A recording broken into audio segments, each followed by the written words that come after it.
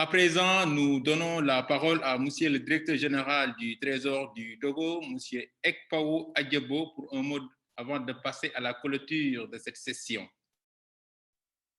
Merci beaucoup, merci. Malheureusement, je ne suis pas dans mon bureau, j'étais à une réunion et on m'a appelé pour le mot de fin.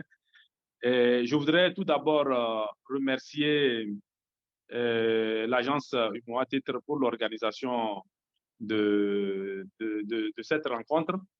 Je pense que beaucoup de sujets ont été débattus et beaucoup de leçons ont été tirées.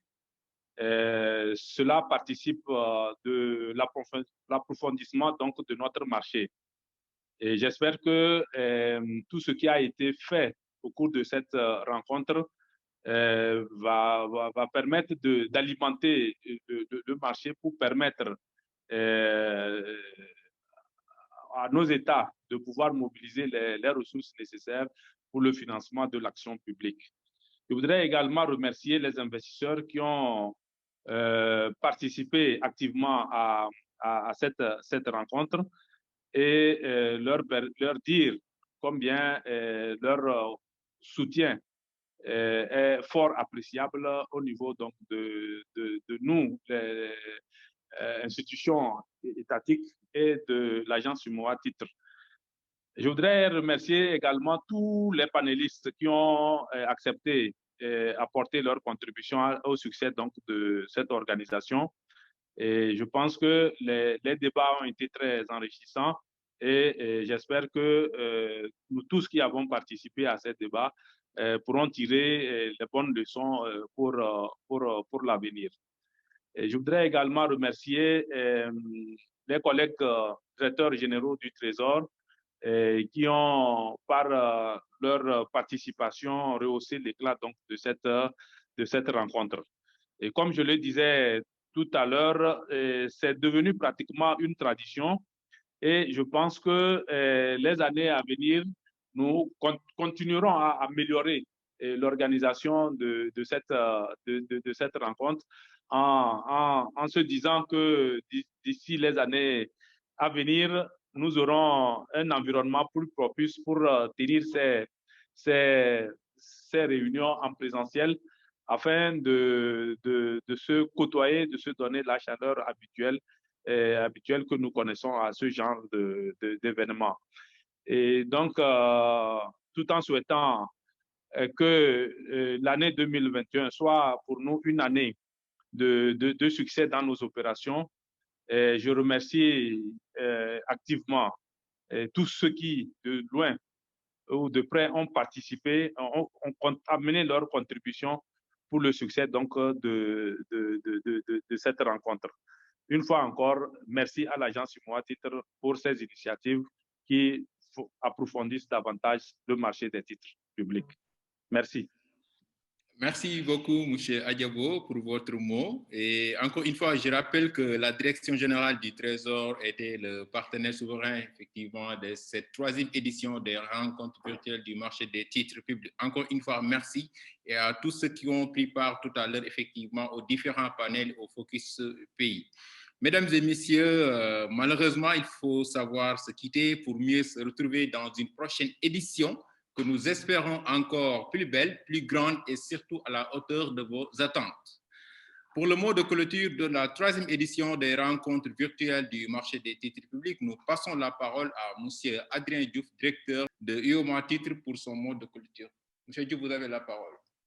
Merci beaucoup, M. Diaw. Bonjour à tout le monde. Bonjour aux différents membres du conseil d'orientation de l'agence UMOA Titre ici présents. Bonjour à tous nos partenaires, à tous les acteurs du marché des titres publics. Bref, bonjour aux invités et à tous mes collègues de l'agence UMOA Titre. Il faut dire que c'est un grand plaisir pour moi de revenir ici en cette fin de matinée pour clôturer cette 3e édition des rencontres du marché des titres publics. On est arrivé au terme de 3 matinées d'échanges, de partage autour de la thématique que nous connaissons maintenant par cœur, car M. Diaw nous a répéter et re-répéter la thématique. Et pour ceux qui n'auraient pas retenu, c'est la gestion collective et les investisseurs institutionnels, deux leviers pour mobiliser l'épargne et renforcer la résilience du MTP. Je pense que c'était un thème qui était très pertinent au vu en fait de la qualité des débats. Je suis aussi heureux d'être là et de revenir devant vous et un peu libéré aussi, je dois vous le dire, car nous avons entamé ces 3 jours avec beaucoup d'appréhension et d'incertitude sur le déroulé et la participation de tout un chacun, parce que ce format virtuel était une première pour nous et pour l'ensemble du marché.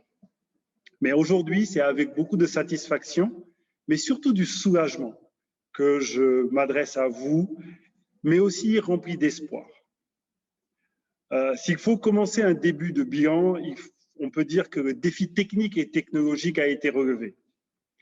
Bien sûr, il y a eu quelques petits hicks techniques, quelques coupures qui a permis à M. Dabiré de nous faire constater combien il était essentiel de diriger une partie des fonds que nous recevons, que nous collectons, que nous levons pour le compte des États, vers les infrastructures de qualité et vers la technologie pour pouvoir tenir de telles rencontres dans de meilleures conditions.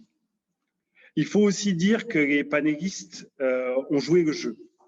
De la ponctualité avec un gendarme qui était là et qui a vraiment joué son rôle en nous rappelant quand il le fallait à revenir, et ça a permis un bon déroulé de cette rencontre et ça a garanti le succès. C'était aussi une de nos appréhensions et une de nos difficultés.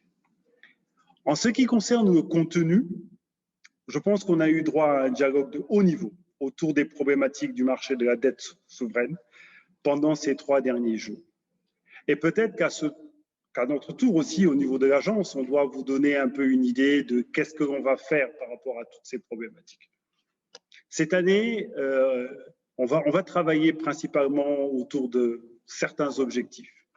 Le premier objectif pour nous, sur cette année 2021, au-delà de participer au financement de la relance, mais ça, je ne vais pas revenir là-dessus parce qu'on en a tous parlé longuement, il va s'agir pour nous de dynamiser le marché secondaire. Il y en a été beaucoup question dans le dernier panel.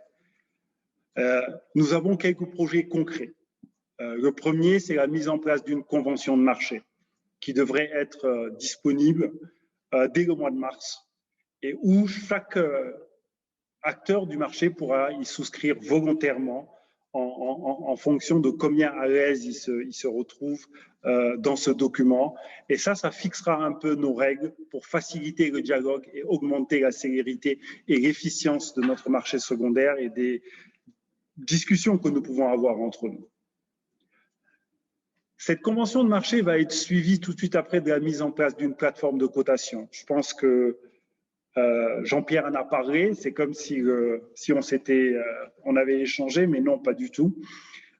Cette plateforme de cotation, c'est un peu une manière pour nous de montrer des prix, de montrer à tous les acteurs du marché qui souhaitent venir, c'est quoi les prix, quels sont les prix qui sont pratiqués. Et on espère que ça va participer à doper et à développer ce marché. Et enfin, cette plateforme de cotation va évoluer. On l'espère dans des délais très courts, si ce n'est au cours de cette année 2021, ce sera au cours de l'année 2022, vers une plateforme de transaction qui va permettre aujourd'hui aux acteurs de transiger, d'avoir une couche au-dessus de Sagetic, parce que Sagetic est un formidable outil pour régler les transactions, mais il faut que ces transactions soient aujourd'hui faites d'abord conclues au téléphone. C'est cette couche qu'on veut pouvoir prendre en compte et permettre aux différents acteurs de pouvoir montrer des prix à tous les autres acteurs. Ça va être ce qu'on va faire pour la dynamisation du marché secondaire.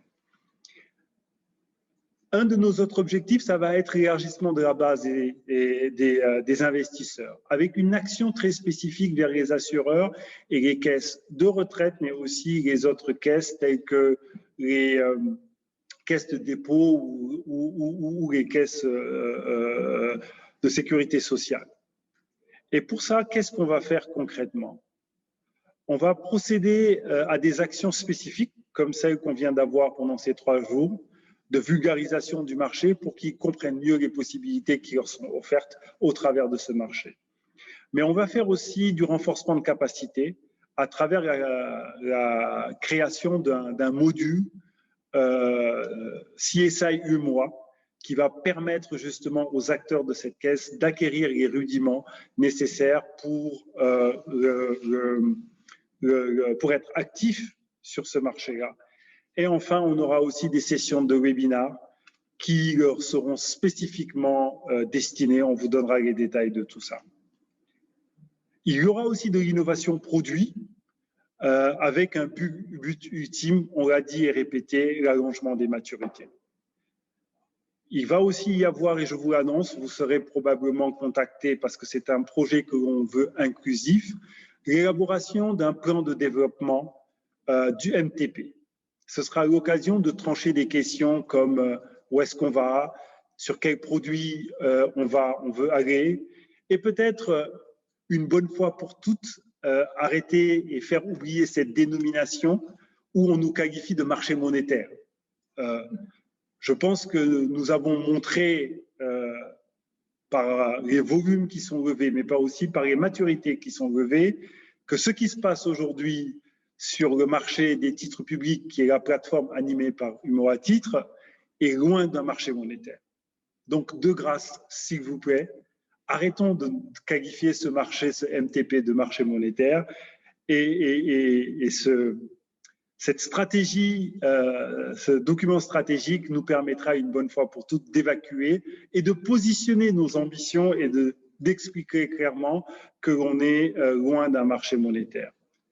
Enfin, on veut aussi, et je tiens à le souligner parce que c'est revenu beaucoup dans ce que j'ai entendu lors de ce dernier panel, on souhaite procéder à la création d'une association des acteurs du marché des titres publics, avec notamment, à l'exemple, un peu à l'image de ce qui a été fait, ce dont nous a parlé le président de l'ASACI lors du premier panel de ce matin, en nous montrant comment une association de ce type peut être efficace dans le dialogue qui peut exister entre acteurs du marché, mais aussi vis-à-vis des régulateurs et des pouvoirs publics. Je ne vais pas m'attarder sur le bilan par rapport à la capacité que nous avons à répondre aux besoins de la relance, parce que ça, nous allons le démontrer tout au long des prochains jours et mois qui nous séparent du prochain événement, et on sera là pour, je l'espère en tout cas, pour dresser le bilan de cela. Mais j'aimerais revenir sur quelques enseignements directement liés à cet événement. On a pu retenir quelques propositions d'action et de stratégie esquissées dans les différents objectifs dont je vous ai parlé, mais j'aimerais juste en souligner quelques-unes. La première, c'est un peu l'appel du président de la BOAD à ne pas diaboliser la dette. Il nous a expliqué combien une dette, une bonne dette, comme il a dit, pouvait être œuvre salutaire et pouvait nous permettre d'être catalyseurs. Peut-être que c'est quelque chose qui fait consensus dans notre milieu, mais ce n'est pas quelque chose qui fait consensus au-delà de notre milieu. Et donc, je vous appelle vraiment à rebondir sur cet appel-là et à défendre cette position partout où on aura la parole et où on pourra le faire. Il y a un autre point aussi qui a été souligné par Abdoulaye Karamoko lors du premier panel, qui me semble très important et qui doit nous amener à nous regarder, à un devoir d'introspection, si je peux dire. C'est la question de la transparence et de l'intégrité. Régulièrement, on est tous témoins, et on va mettre la langue de bois de côté, d'actes qui peuvent être discutables, on va le dire comme ça. Je voudrais rappeler à chacun à sa responsabilité et savoir qu'on est engagé sur un projet commun, qui est un projet sur lequel on s'appuie tous pour bâtir notre UEMOA de demain. C'est un peu notre leitmotiv. Et que les actes de non-transparence, les actes de non-intégrité par rapport à ce marché-là mettent en péril ce projet-là. Donc, on a beau faire tout ce que l'on veut, si on n'abandonne pas certaines pratiques qui ne sont pas de nature à forcer des aspects de transparence et d'intégrité, nous sommes en train de saborder le travail que nous faisons et le projet dans lequel nous sommes embarqués. Donc, c'est très important de revenir à ces valeurs de base et je remercie vraiment M. Karamoko d'avoir souligné cet aspect. C'est quelque chose, moi, qui m'a beaucoup interpellé. Besoin d'innover, de diversifier l'offre produit, largement discuté lors du panel 2, mais avec une conditionnalité, un sous-jacent efficient.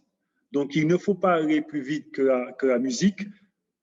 Construisons d'abord les bases de ce marché, de ce que nous voulons faire, et après, nous reviendrons sur cette offre qui est nécessaire, qui est utile.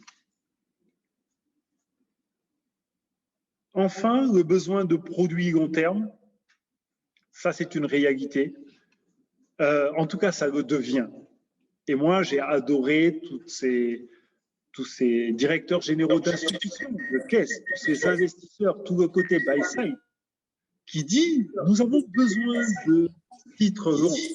Ils nous l'ont dit et répété au courant de ces 3 jours. Mais malheureusement, ce n'est pas ce que l'on entend quand on est sur le terrain et quand on organise les souscriptions, les opérations de levée de fonds. Il nous faudra, parce que ça correspond à un besoin réel de nos États, il nous faudra nous pencher sur cette question et essayer de comprendre pourquoi nous n'arrivons pas tous les ans à faire nos 100 milliards, 200 milliards, 300 milliards de titres à long terme, du 10 ans, voire plus. Pourquoi l'État du Bénin, pour lever du 11 ans, a besoin d'aller à l'international? Pourquoi nous ne pouvons pas mettre tous les assureurs de la zone autour d'une table et participer à cette action et mettre nos 100 milliards, 200 milliards à la disposition de ces États-là sur une durée de 15 ans? Il faudra qu'on discute et qu'on arrive à trouver une solution à cette question. Enfin, cet événement nous a inspiré aussi. Le débat s'est peut-être arrêté devant vous, mais au niveau de l'agence, on a continué les après-midi à débattre sur l'étonnant engouement, en tout cas, qui est une surprise un peu pour nous, qu'il y a autour de cet événement. Madame Dalla, qui est la cheville ouvrière de cet événement, partagera probablement les chiffres avec vous et je tiens à la remercier et vraiment à lui tirer mon chapeau pour la formidable organisation qu'elle a eu à faire vraiment de dernière minute en basculant d'un événement totalement présentiel à un événement totalement virtuel. Mais la réalité du débat a été de dire qu'est-ce que l'on peut faire pour capitaliser sur cet engouement? Comment on peut faire pour faire vivre ces REMTEP? Que ce ne soit plus seulement 3 jours, mais que ce soit un événement qui continue à se décliner sous différentes formes pendant toute l'année. Et ça, c'est votre participation qui nous a amenés à y penser. Et on va revenir très rapidement, plus rapidement que vous ne croyez probablement, sur des événements ponctuels, très spécifiques dans le temps, très spécifiques sur le sujet, mais qui vont nous permettre de nous voir plus souvent, d'échanger plus souvent, et je l'espère de faire avancer le marché plus souvent. D'ailleurs, à propos de ça, je dois vous dire que les masterclass qu'on avait instaurés l'an dernier n'ont pas été abandonnés. Ils vont revenir sous une forme virtuelle. On va vous revenir très rapidement avec les dates et les heures et les thèmes aussi qui vont être traités lors de ces masterclass. Enfin, pour conclure, je voudrais juste vous lancer un message. Vous dire que cet événement est le vôtre. Non, cet événement est le nôtre, mais notre avec un N majuscule, pas seulement notre au niveau de l'agence UEMOA titre, mais notre pour l'ensemble des acteurs du marché. Et qu'à ce titre, on attend des suggestions de votre part pour les prochaines éditions, sur les thèmes, le format, Le lieu, j'espère qu'on sera plus chanceux. Il était prévu qu'on soit au Togo.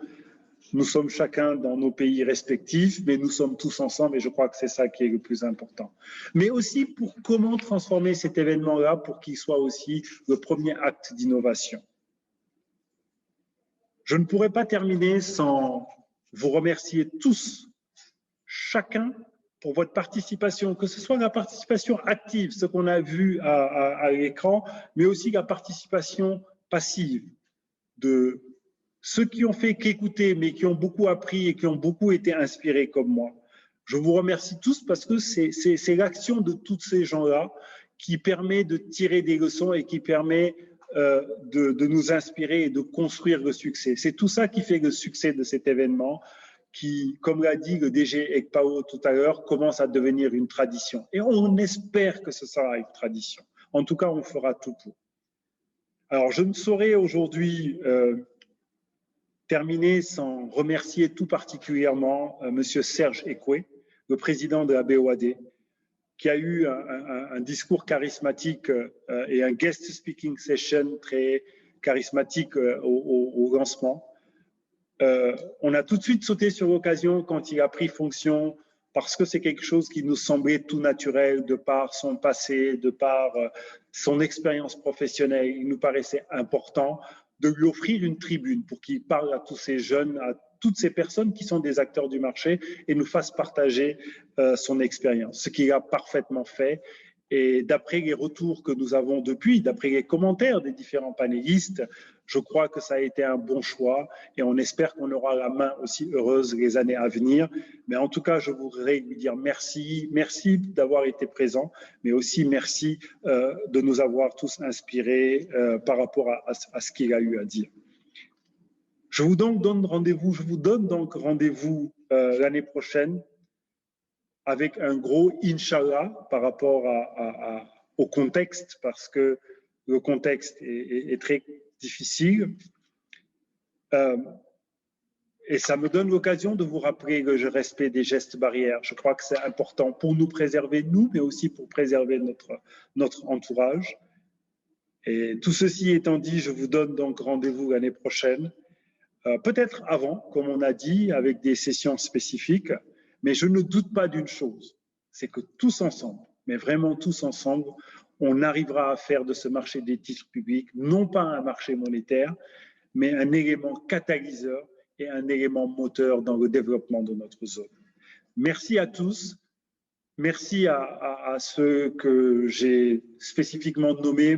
Merci aux autres à qui je n'ai pas nommé. J'ai probablement oublié des choses. Je vous prie de m'en excuser. Et on se retrouvera très bientôt de manière ponctuelle et l'année prochaine pour les 4e REMTEP. Merci. Merci beaucoup à M. Adrien Diouf, directeur de UEMOA Titres. Vous êtes en tout cas revenu sur un certain nombre de points qui me paraissent extrêmement importants à rappeler, à savoir le financement de la relance des États post-Covid, mais aussi l'impérieuse nécessité de dynamiser davantage le marché secondaire à travers un certain nombre d'actions que vous avez mises en exergue, la mise en place d'une convention de marché, la mise en place d'une plateforme de cotation dans le but de doper davantage le marché. Il a également annoncé l'organisation de sessions de formation, mais aussi l'élaboration d'un plan stratégique de développement donc du marché des titres publics. Il a surtout insisté sur un point essentiel, à savoir l'intégrité, mais aussi la transparence sur le marché. Au titre des informations, la 3e édition des rencontres virtuelles du marché des titres publics se poursuit sur toute l'année 2021 et les prochaines sessions prévues seront 2 masterclass. Les dates fixées vous seront communiquées et vous recevrez effectivement des invitations dans vos boîtes respectives. À bientôt pour la 4e édition des RMTP 2022 en janvier prochain. N'oubliez pas de nous laisser vos impressions sur cette journée à travers le questionnaire qui vous sera envoyé. Excellente fin de semaine à toutes et à tous. Merci.